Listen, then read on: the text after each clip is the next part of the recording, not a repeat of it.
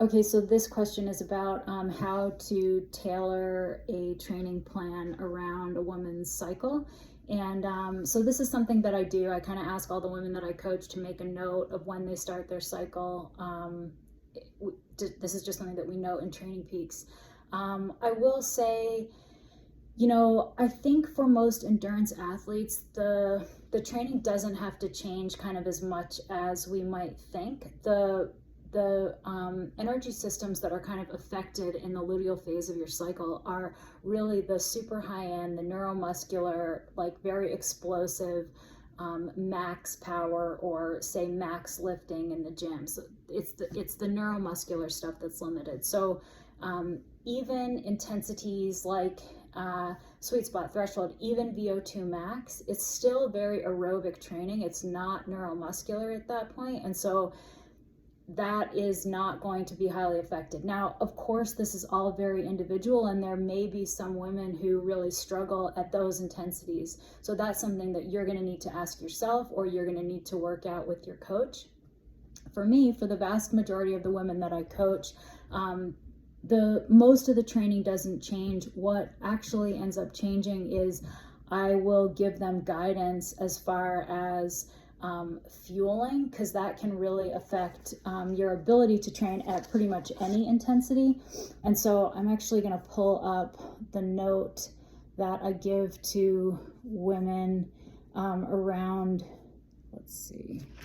around this. I should have done this before.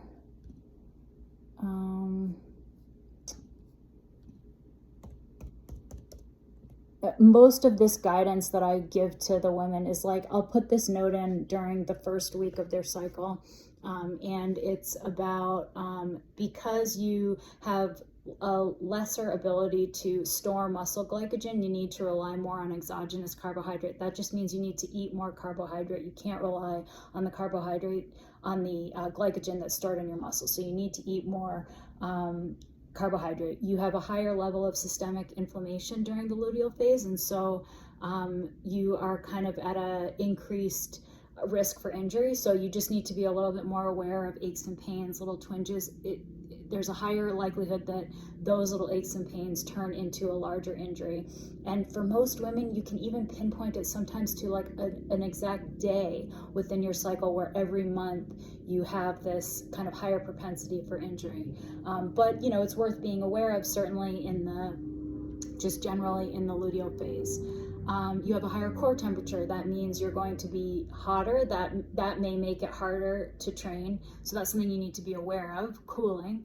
But also it's going to kind of increase your hydration needs. So you need to be extra aware of hydration. And also you are more likely to experience muscle catabolism. So you need to be really on top of post-workout protein, which is something that, you want to be focused on anyway. I mean, all of these things are things to be focused on anyway, but it's just, there's a, higher need during the luteal phase. And so, you want to make sure you're getting 30 grams of protein within 30 minutes after you finish your workout. So that's the guidance that I kind of generally will give to women in that phase of their cycle. I think a lot of coaches like full on prescribe a rest week in like the third or fourth week of a woman's cycle. That's not something that I typically do, because I don't find that it's necessary. And honestly, I find that there are so many more variables that would necessitate a rest week. For most women, they're able to do the required training for endurance training that they need to do in this phase of their cycle. And there's other things like, work stress, family stuff going on, whatever other stuff is going on that would, or, simply their phase of training, like they've done 3 or 4 hard weeks of training and now they need a rest week.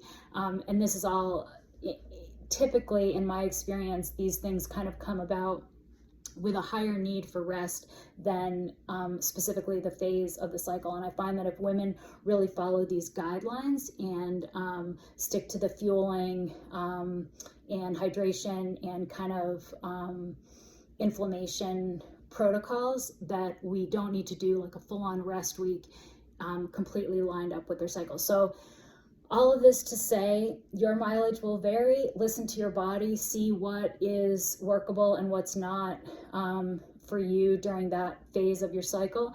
I will also say, and this is, I have to attribute this to my dear friend, another coach, Jenny Smith, and I'm going to tag her in this, but she told me that women have one angry ovary. And so if you notice that like every other month, or maybe not exactly every other month, but it kind of seems like some months you have worse PMS than other months, and that is your angry ovary. And so I've always, I just think it's really funny because I noticed that for myself. I noticed that for women that I coach, that not every cycle is the same.